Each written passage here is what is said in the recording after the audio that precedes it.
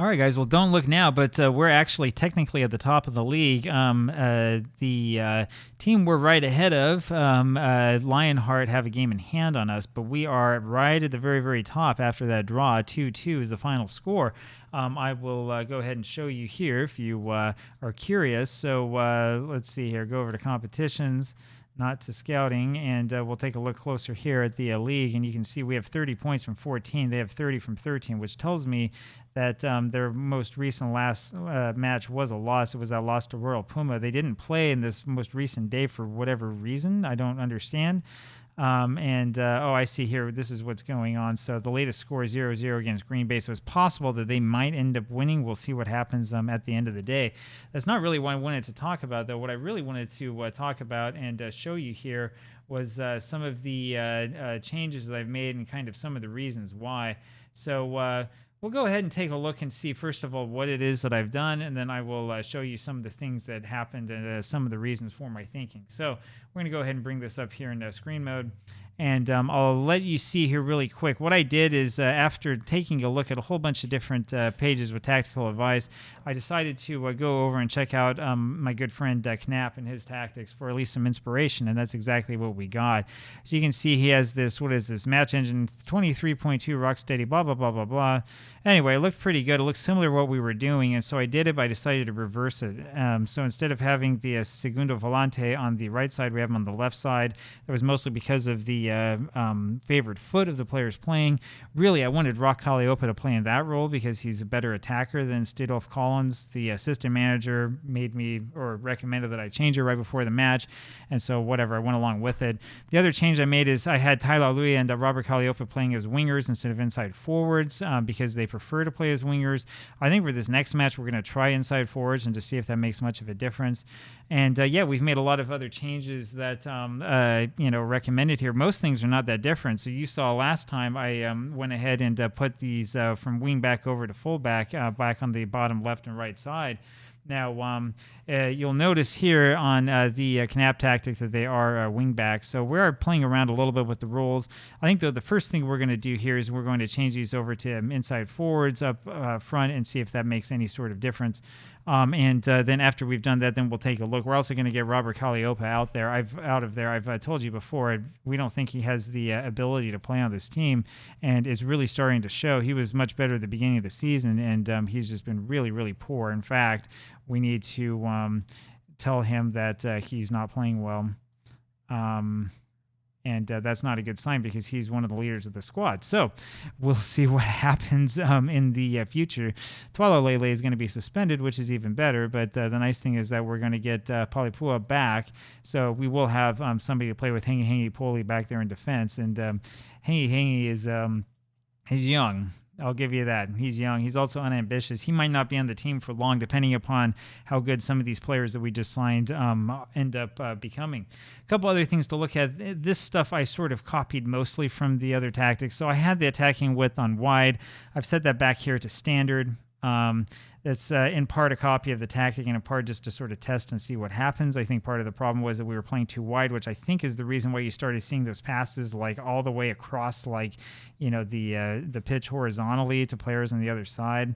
I'm not entirely certain that I understand, the difference between run a defense and not having it on, but we're going to put it on just to see what happens. We put the tempo back up to higher. I'm not a huge fan of that, considering that it's American Samoa. We'll see what happens. If we don't like it, we'll take it away. Put back pass into space on, which we had going on before. I was focusing play through the middle and then trying to use the overlaps, which is where I think we were having a lot of interceptions. So we're going to use both overlaps and focusing down the left and right, and no longer are going to worry so much about playing out of defense. We will continue to work the ball into the box, just like we were doing before. Again, a lot of this stuff is copied directly from the Knapp tactic, and as I told you, what I was running before was not necessarily all that different from this, with a couple of differences. The biggest one being the lack of a midfielder, instead having two defensive midfielders. So people have told me that Football Manager favors having defensive midfielders. I think what Football Manager in this version really favors is this Segundo Volante role, and I think if you have the right player in it, i.e. not this guy, Stidolf Collins, I think you can do very well. I don't think that this is going to be his best role. In fact, if we go ahead and look here, this is what you have to do when you're playing in so-called hardcore mode, because you can't see any of the ratings and stuff. He really wants to be a ball-winning midfielder playing in that role. We're not going to have a ball-winning midfielder here, but I do think that if we have him as just a defensive midfielder, it'll probably be okay. And we can change it if we really want. If we want to give it a try and see, might as well. Let's see what happens in future matches. So we do keep the counter press on, and we're going to start countering again. I was telling the keeper to take short kicks. We'll have him throw it long instead. I mean, so it is. Have him distribute to the fullbacks. I did have distribute to center backs on. We have it off again. Yeah. I mean, I don't know. Yeah, we'll just keep that on, distribute to fullbacks. Might as well. I mean, and give him a couple of options here if he really wants. I don't know. You know that I don't really like that, but so it is. Whatever.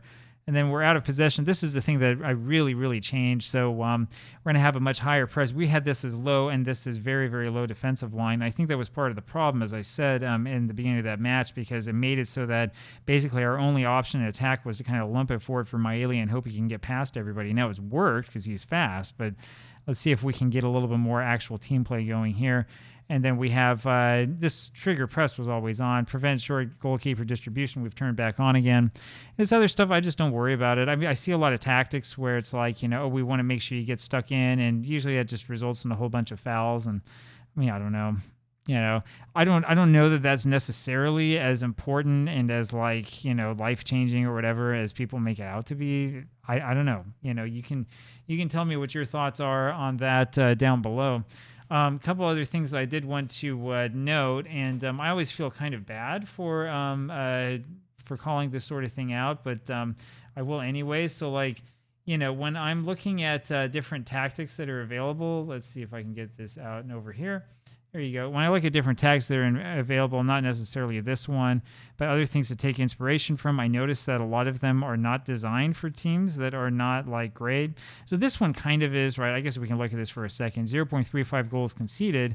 And then we take a close look at this. You're not going to be able to see that there on the screen. But what you'll realize when you take a close look at this tactic and how it works is that there's no real offensive drive. Time wasting is set up to frequent. I mean, I'm not going to play like that, right?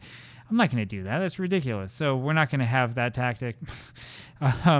This is one of the problems that we have, right? Somebody will come up with a great tactical idea. They upload it, and then you look at it very closely, and you're like, oh, yeah, but you're doing this really weird thing. This is the one I was looking at. So since FM21, I've always been fascinated with so-called total football systems and this idea that, we're going to play in a way that emphasizes team play and emphasizes a lot of passing and, is maybe different than just sort of, having a gegenpress all the time. I looked into this one, and the person who made this is on YouTube, so I don't want to say necessarily too much about it. It took me a while of looking around to realize that, this tactic works well if you have, a real good club in a very good league. I guess he was using Oxford United, down lower, and even then he didn't win the league. Peterborough won the league there. And for a so-called total football tactic, this one has an attacking mentality. I know it's really small, and it seems to be basically like a basic counter-press tactic with a huge, very high line of defense. I mean, when you watch, so I won't show it to you, but when you watch the video and you look at what it is that the guy does, I mean, basically, they get the ball and they go up and score it, and they usually have the striker running ahead of the defense. That's not the total football I'm looking for. I mean, the sort of thing I'm looking for would be more, and I have a hard time seeing from his screenshot because it's so small. What I would expect from a total football system would be like having a false nine up here, having like a shadow striker back here maybe, and having players whose purpose is to pass the ball around, right? If you read the famous Reddit thread about it, right, the thread on the Sports Interactive page, the Sports Interactive forums, you'll see that they talk about having 3 men around the ball at all times as you try to dominate possession here, over here, back here, and so on.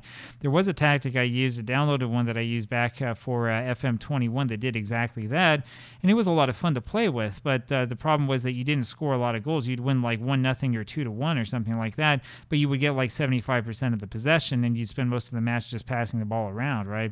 I mean, I guess it's beautiful for some people. control. What I'm looking for is something that allows you to have high amounts of the possession and means that you won't give it up cheaply, but will still take some risks. So that's kind of what I went with this. I mean, my idea was I did want to have 4 attacking players, keep a Milani as a player in support. Putting him over to one side instead of the other, I think, does kind of work. And we'll see what happens. Maybe the players need to become accustomed to the tactic, right? Familiarity went down right away, And I don't know. We'll see what happens. Everybody seems somewhat happy. It was a draw, I know. But it's okay. It's a draw that we can learn from, and I do think that we have some potential here in the future. So, as always, let me know what you think, and if you think this is a good idea, bad idea, if it's just blatant cheating or whatever, you can tell me that. I mean, I'm more than happy to, sort of take whatever feedback it is that you have to heart, and we'll go ahead and do that. And with that, I will talk with you later, and we'll see you tomorrow. Bye.